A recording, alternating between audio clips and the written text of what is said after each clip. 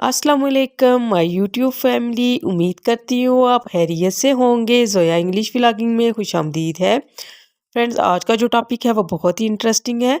हम घर में बच्चों के साथ आम जो फ़िक्रात बोलते हैं उनको इंग्लिश में कैसे ट्रांसलेट करें। तो आज का हमारा टॉपिक बहुत ही इंपॉर्टेंट है, तो आपने वीडियो को फुल वॉच करना है। तो ये बेसिक सेंटेंसेस हैं। चलिए स्टार्ट करते हैं। आपका होमवर्क कब है? When your homework is dues. आपका स्कूल कैसा है? How is your school.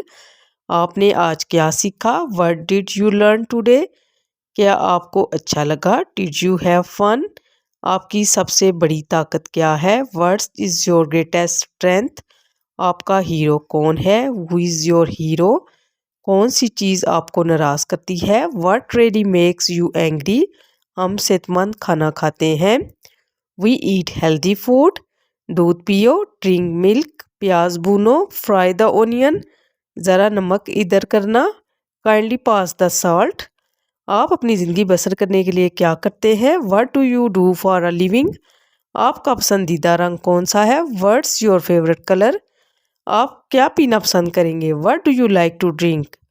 Friends, उम्मीद करती हूँ आज का टॉपिक आपको पसंद आया होगा। अगर आप मेरे चैनल पर नए हैं तो मेरे चैनल को सब्सक्राइब कर दें और वीडियो को लाइक भी कर दें। Thank you.